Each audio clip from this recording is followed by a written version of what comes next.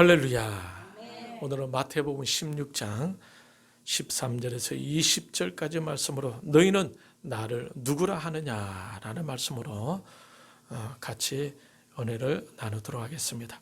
여러분, 지난주에는 베드로가 물 위로 걸어가다가 바람을 보고 무서워 물속으로 빠져 들어가는 장면을 같이 묵상했었습니다. 물 위에서는 의심의 눈길로 만일이라는 단어를 사용했었지만은 물속에서는 만일이라는 단어를 사용하지 않고 단지 주여 나를 구원하소서라고 외치는 것을 볼 수가 있습니다. 그리고 주님이 즉시 손을 내미시고 베드로는 그 손을 잡고 배에 오르게 되었는데, 그때 배에 오르자마자 어떤 현상이 일어났습니까? 바람이 잔잔해지는 것을 경험하게 됩니다. 이 과정을 통해서 제자들은 그 주님이 하나님의 아들이심을 고백하게 되죠. 그 15장 21절 이후에서 가나안 여자의 딸이 귀신 들렸었는데 그때 주님께서 말씀하십니다. 28절에 보면은 여자의 내 믿음이 크도다, 내 소원대로 되리라. 그러자 그때로부터 그의 딸이 나았다라고 하고 있어요. 이런 것들을 제자들이 직접 다 보게 되었던 것입니다. 그리고 29절 이후에 보면은 예수님께서 많은 사람을 고치셨다고 하고 있죠. 32절 이후에는 떡 7개와 생선 2마리를 가지고 4,000명을 먹이시는 장면도 나옵니다. 이 제자들은 이런 모든 것들을 다 직접 보게 되었던 겁니다. 주님이 하나님의 아들이심을 깨닫게 된 이후로는 아마 주님을 보는 그들의 눈이 이전과는 분명히 달라졌을 것입니다. 그러한 과정을 거친 후에 오늘 본문에서 제자들이 주님 앞에 서 있는 그예요. 오늘 본문에서는 주님께서 제자들에게 뭐라고 말씀하십니까? 13절에 보면은 사람들이 인자를 누구라 하느냐. 그러자 제자들이 어떻게 답을 하죠? 14절에 보면은 같이 읽겠습니다. 시작. 이르되 더러는 세례 요한, 더러는 엘리야, 어떤 이는 예레미야나 선지자 중에 하나이다 라고 답을 합니다. 세례 요한이라고 말한 것은 죽은 세례 요한이 부활하여 활동하고 있었던 것으로 믿었기 때문이고, 엘리야라 말한 것은 놀라운 권능을 보며 다가온 예수님이 성경에 예언되어졌던 그 엘리야가 아닐까 하고 생각하게 되었을 것이고, 예레미야라고 한 것은 예레미야는 이스라엘의 멸망을 바라보며 눈물을 많이 흘렸던 눈물의 선지자였는데, 예수님도 역시 누가복음 19장 41절에서 보면 예루살렘을 향해 눈물을 지으셨고 또한 온갖 순환을 당했던 인물이었기 때문에 예수님이 바로 그 예레미야가 아닌가라고 생각했던 것 같습니다. 그러면서 사람들은 예수님을 선지자 중에 하나이다라고 말을 하죠. 그때 예수님께서 그 답변을 들으시고는 제자들에게 직접 이렇게 질문하십니다. 15절을 보니까 너희는 나를 누구라 하느냐. 이 질문을 들은 제자들은 어떤 생각에 잠겼겠습니까? 그들도 어쩌면 여러 사람들이 말한 것처럼 주님이 세례 요한이거나 엘리야이거나 예레미야이거나 선지자 중에 하나라고 한다고 해도 나름대로 꽤 괜찮은 답이 아닌가라고 생각하고 있었지 않겠습니까? 세례 요한이나 엘리야나 예레미야나 선지자 중에 하나라고 한다면 자신들이 따르고 있는 서성 예수님을 특별하게 사람들이 생각하고 있었다는 말이 되겠죠. 그렇다고 한다면 예수님을 따르고 있던 그들도 특별한 분을 모시고 있으므로 스스로 자부심도 가질 수도 있었을 것입니다. 그런데 너희는 나를 누구라 하느냐라고 물으시자 제자들은 잠시 당황했지 않겠습니까? 세례 요한도 엘리야도 예레미야도 선지자 중에 하나도 아니면은 과연 예수님은 어떤 분이시지? 라고 생각하면서 잠시 당황했을 수 있습니다. 그때 16절에서 베드로가 거침없이 답을 합니다. 16절 시작. 시몬 베드로가 대답하여 이르되 주는 그리스도시요 살아계신 하나님의 아들이시니이다. 이 대답은 마태복음 14장에서 물속에서 거의 죽을 지경에서 외쳤던 주여 나를 구원하소서라는 그 고백과 연장선에 있는 답일 것입니다. 베드로가 이렇게 답을 할 수 있었던 것은 강한 확신이 있었기 때문이 아니었겠습니까? 주는 그리스도시여. 여기서 그리스도라는 말은 기름 부음 받은 자라는 뜻입니다. 구약에서 어떨 때 기름을 부어 주었습니까? 구약에서는 하나님이 일을 하시는 하나님의 종임을 나타낼 때에 기름을 부어 주었습니다.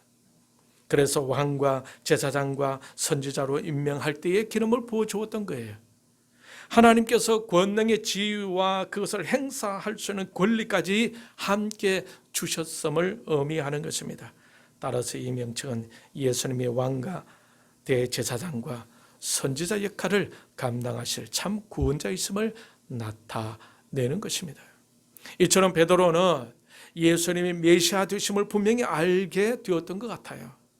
예수님이 인간의 구원자 곧 그리스도이시며 또한 하나님의 아들로서 하나님과 동등되신 분이시라는 사실을 믿게 되었던 것입니다. 베드로는 물속이라는 고난의 과정을 직접 경험하였는데 그 경험은 단순한 고난이 아니었습니다. 그 경험은 아주 중요한 깨달음의 시간이었던 겁니다. 여러분, 고난이라는 것은 단순한 아픔만이 아니죠. 신자에게서 고난이란 훈련의 과정이며 깨달음의 과정인 것입니다. 그래서 고난은 변장된 축복이라고 하지 않습니까? 조그만한 고난이라도 우리가 당할 때 우리는 쉽게 불평하기도 하고 짜증낼 수도 있죠. 그런데 우리는 인생을 좀 더 깊이 볼 수 있어야 할 것입니다. 여러분, 고난이 없으면 성장이 없습니다. 고난이 없으면 발전도 없어요. 고난은 하나님이 준비한 훈련의 장이라는 것을 우리는 잊지 말아야 할 것입니다. 그 고난 속에서 우리가 성숙해 가는 거죠. 그러므로 고난이 올 때 쉽게 원망하지 말고 주님을 바라볼 수 있길 바랍니다. 할렐루야. 여러분, 아브라함 링컨도 수많은 실패 후에 대통령이 되었지 않습니까? 그 고난을 통해 하나님이 이끄시는 것에 초점을 맞추시고 고난 속에서 주님을 바라보는 것을 잊지 마시길 바랍니다. 시편 119편에서 시편 기자는 이렇게 고백합니다. 67절에 보면은 고난 당하기 전에는 내가 그릇 행하였더니 이제는 주의 말씀을 지키나이다. 71절에 고난 당한 것이 내게 유익이라. 이로 말미암아 내가 주의 율례들을 배우게 되었나이다. 그러니 고난이란 시간은 단순히 짜증 서는 시간이 아니라 오히려 유익한 시간도 된다라는 것입니다. 고난은 우리로 깨닫게 합니다.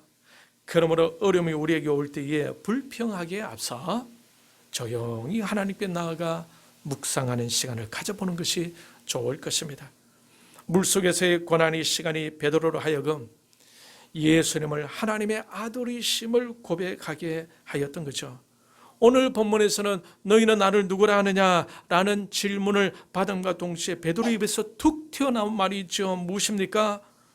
주는 그리스도시요 살아계신 하나님의 아들이시니이다. 신앙생활을 해나갈 때에 우리에게 필요한 것이 바로 주님과의 관계 설정입니다. 베드로처럼 주님은 죄인들을 구하러 오신 구원자이시며 살아계신 하나님의 아들이심을 확실히 알고 고백하는 것이 필요한 것입니다.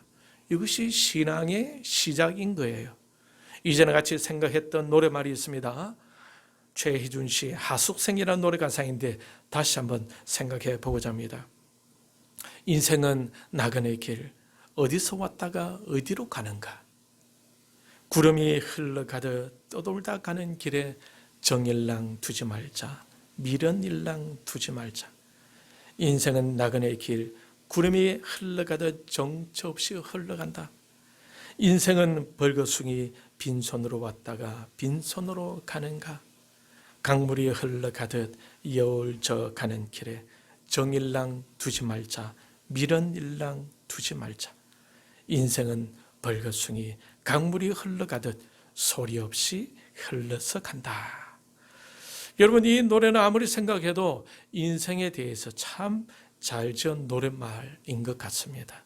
그래서 아무런 부담 없이 마치 우리의 이야기인 것처럼 그냥 흘러나오게 되는 것 같아요. 그렇다면 여러분, 성경은 인생에 대해서 어떻게 말씀하고 있습니까? 베드로전서 1장 17절은 이렇게 말씀하고 있는데 제가 읽어보겠습니다. 외모로 보시지 않고 각 사람의 행위대로 판단하시는 자를 너희가 아버지라 부른즉 너희의 나그네로 있을 때를 두려움으로 지내라. 나그네로 묘사하고 있죠. 베드로전서 2장 11절에서도 사랑하는 자들아 나그네와 행인 같은 너희를 권하노니 영혼을 거스려 싸우는 육체의 정욕을 제어하라. 여기서도 나그네다라고 표현하고 있습니다. 나그네는 표현은 고향이 따로 있다는 말이 아니겠습니까? 그러나 우리가 지금 살고 있는 이곳은 나그네 인생이라는 거죠. 우리의 고향은 본향이라고 하기도 하고 천국이라고 하는 곳이 따로 있다라는 것입니다. 또 성경은 인생을 어떻게 표현하고 있습니까? 야고보서 4장 14절에 보면은 내일 일을 너희가 알지 못하는도다. 너희 생명이 무엇이뇨? 너희는 잠깐 보이다가 없어지는 안개니라. 성경은 인생을 안개와 같다고 말씀하고 있습니다. 안개는 잠시 있다가 해가 나면 사라지죠. 그러니 인생에는 잠깐 있다가 사라지는 것을 말하는 것입니다. 또 성경은 인생에 대해서 어떻게 말을 할까요? 시편 103편 15절에서 16절 말씀을 보면 인생은 그날이 풀과 같으며 그 영화가 들의 꽃과 같도다. 16절 그것은 바람이 지나가면 없어지나니. 인생은 풀과 들의 꽃과 같다고 하고 있죠. 그것은 찬바람이 불면 금세 시들어집니다. 이것이 인생이다라는 거예요. 또 성경은 인생을 어떻게 표현하고 있습니까? 시편 90편 10절을 보게 되면 우리의 연수가 70이요 강건하면 80이라도 그 연수의 자랑은 수고와 슬픔뿐이요 신속히 가니 우리가 날아가나이다. 우리 인생은 신속히 날아간다라고 하고 있어요. 그래서 연수가 70이요 강건하면 80이다라고 하는 것입니다. 이 말씀은 어떤 의미를 가졌습니까? 인생은 아주 극한 한계가 있는 존재라는 거죠. 그런 면에서는 인생에는 나무보다도 못할 수가 있어요. 나무는 겨울에 나뭇잎이 떨어지게 되면 봄에는 잎이 새로 자라면서 또 살아있음을 보여주지 않습니까? 어떤 나무는 수백 년 동안 살아있기도 합니다. 우리 인생이란 어떤 것입니까? 나그네와 같고 안개와 같고 풀잎과 들의 꽃과 같고 신속히 날아가는 것이 바로 우리의 인생인 것입니다. 그런데 인간은 다른 생물들과는 또 다른 만물의 영장이라고 불리고 있죠. 분명히 인간은 다른 생물들과는 다릅니다. 인간은 특별하게 언어를 사용하고 있어요. 인간이 사용하는 언어만큼 발달되어 있고 구체적으로 표현할 수 있는 생물들이 여러분이 있습니까? 없죠. 인간의 언어는 추상적인 생각의 영역도 설명할 수가 있고 또 과학적으로 풀어 논리적으로 전개해 갈 수가 있습니다. 또 인간은 수를 사용할 줄 압니다. 넘버, 수. 피타고라스는 만물의 근원을 수라고 말할 정도로 수라는 것은 아주 중요한 영역입니다. 이 수의 발달로 우주선을 우주로 날려보낼 수가 있는 것입니다. 그리고 인간은 영혼을 가졌어요. 창세기 2장 7절을 보면 이렇게 기록되어져 있는데 여호와 하나님이 땅에 흙으로 사람을 지으시고 생기를 그 코에 불어넣으시니 사람이 생명이 되니라. 여기서 성경은 말하고 있죠. 인간은 흙으로 빚어졌다라고 말하고 있습니다. 그런데 흙이었던 것에 하나님께서 생기를 불어넣어 주시는데 그러면서 생명이 되었다라고 하고 있어요. 이렇게 생명이 되었다라는 것은 살아 움직이는 생명체가 되었다라는 말입니다. 그러므로 인간의 생명은 어디로부터 오는 것입니까? 하나님으로부터 온 거예요. 그러니 인간은 하나님을 떠나서는 살 수가 없는 존재인 것입니다. 하나님께서 특별히 인간에게 생기를 불어넣어 주셨다라는 것은 하나님과 인간관계가 특별하다라는 것을 보여줍니다. 만약 하나님께서 우리를 떠나신다면, 그래야 우리 안에서 하나님의 숨결, 즉 생기가 없어진다면 우리는 생명 없는 한 줌의 흙으로 돌아가고 말 것입니다.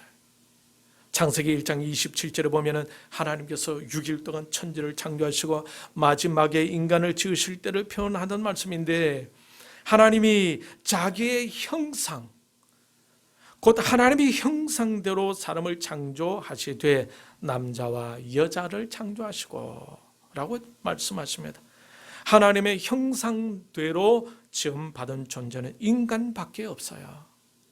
이것은 하나님과의 영적인 교통을 가질 수 있는 존재로 만들었다라는 뜻입니다. 그런데 인간의 죄를 범함으로 하나님과 관계가 끊어지고 교제도 끊어지면서 하나님을 떠나게 되었죠. 하나님의 원하시는 바에 대해서 이젠 그들은 아무런 관심을 가지지 못합니다. 그들은 영의 생각이 아니라 육의 생각으로 살게 되죠. 인간의 이성의 힘으로 자기의 길을 자기가 개척하고 자기 힘으로 살아가야 했습니다. 이것은 인간이 죄를 범한 대가였던 것입니다. 그런데 하나님께서 그 인간들을 구원하시기 위하여 죄와 사망에서 생명의 길로, 영생의 길로 가게 하기 위해 한 가지 특단의 조치를 내리셨는데, 그것은 그들의 죄를 대신해서 죽어줄 속죄자를 보내는 거예요. 그 속죄자가 누구입니까? 바로 하나님의 아들 예수 그리스도였던 것입니다. 이 예수 그리스도께서 죄인들을 대신하여 십자가에 죽으셨고, 그 예수 그리스도를 믿을 때 구원을 해 주신다는 거예요. 이것은 죄에 빠진 인간을 사랑하는 하나님의 아주 특별한 방법이었습니다. 사도행전 16장 31절에 보면은 이르되 주 예수를 믿어라, 그리하면 너와 네 집이 구원을 받으리라. 그래서 우리 구원은 예수님을 믿을 때 오는 것입니다. 믿는다라는 것은 예수님을 마음에 영접하는 것을 말합니다. 요한복음 1장 12절에 보게 되면은 영접하는 자 곧 그 이름을 믿는 자들에게는 하나님의 자녀가 되는 권세를 주셨으니라고 말씀하고 있어요. 예수님을 영접하는 것은 곧 그 이름을 믿는 것이다라고 말씀하고 있습니다. 예수님을 믿고 그 예수님을 마음에 영접할 때에, 저 마음 중심에 예수님을 모시게 될 때에 그 사람은 하나님의 자녀가 되는 권세를 얻는다라고 말씀하고 있습니다. 로마서 10장 10절에서는 또 이렇게 말씀하고 있는데, 같이 한번 따라하겠습니다. 사람이 마음으로 믿어 의에 이르고 입으로 시인하여 구원에 이르느니라. 사람이 마음으로 믿으면 의에 이르고 입으로 신하여 구원에 이른다라고 말씀하고 있습니다. 그러니 나그네와 같고 안개와 같고 풀과 꽃 같으며 흙으로 지음받은 우리 인간은 하나님으로부터 나온 생기로 살아 움직이는 생명이 되었고, 하나님의 형상과 모양으로 만들어졌으니 하나님과 영적인 교통을 가질 수 있는 존재가 되는데, 이러한 존재는 하나님 보내신 독생자 예수 그리스도를 마음에 영접함으로 하나님의 이끄심을 받으며 살게 된다라는 것입니다. 오늘 본문에서 베드로는 이제 입으로 시인하여 확실한 하나님의 자녀가 되었음을 사람들 앞에서 공식적으로 고백하고 있는 것을 볼 수가 있습니다. 이제 베드로는 예수님을 아무런 의심 없이 주는 그리스도시여 살아계신 하나님의 아들이심을 고백하고 있는 것입니다. 저와 여러분도 예수 그리스도를 그렇게 아주 자연스럽게, 아주 의심 없이 고백하며 주님과 동행하는 저와 여러분들이 다 되시길 바랍니다. 그러므로 이제부터 베드로는 진정으로 예수님의 이끄심을 받게 될 것입니다. 우리 신자들은 다 이러한 과정을 거치게 됩니다. 많은 사람들은 예수님을 그냥 좋은 분, 예사롭지 않은 분으로 여기고 그냥 그렇게 신뢰하고 따라가다가 베드로처럼 예수님을 주는 그리스도시요 살아계신 하나님의 아들이심을 고백하는 그런 과정을 겪게 되는 거예요. 그때부터 주님은 그 사람 마음 중심에 계시고 주님은 그 사람의 인생의 운전대를 맡아주시고 그는 자신의 인생의 운전대를 주님께 맡기면서 주어진 모든 시간, 주어진 모든 환경, 주어진 모든 상황 속에서 오직 주님만 바라보게 되고 하나님의 영광을 위해 자신의 우선순위를 잘 설정하고 그러면서 성실하게 최선의 삶을 살아가게 되는 것입니다. 그러다 보면은 상황과 여건과 상관없이 그 사람은 점점 발전하게 되고 각 영역에서 최고의 실력자로 우뚝 서게 되며 그 위치에서 다른 사람을 이롭게 하고 주님의 제자로서의 삶을 살면서 아름다운 많은 열매를 맺게 될 것입니다. 사랑하는 성도 여러분, 주님은 우리에게 물으십니다. 너는 나를 누구라 하느냐? 베드로처럼 개인적으로 예수 그리스도를 확실히 믿고 그분을 나의 구원자로, 그분을 하나님의 아들로 확실히 인정하고 고백하면서 주님이 이끌어주시는 기적의 현장으로 나가는 저와 여러분들이 되기를 축복합니다. 벌써 12월 달 또 한 주가 지나갔어요. 이제 한 3주 정도 보내게 되게 되면 이 해를 역사의 뒤안길로 보내게 됩니다. 이 한 해의 남은 시간 동안 주는 그리스도시요 살아계신 하나님의 아들로 고백하면서 하나님이 직접 이끌어 주시는 것을 경험하고 하나님의 영광을 드러내는 저와 여러분들이 다 될 수 있기를 주님의 이름으로 축원합니다.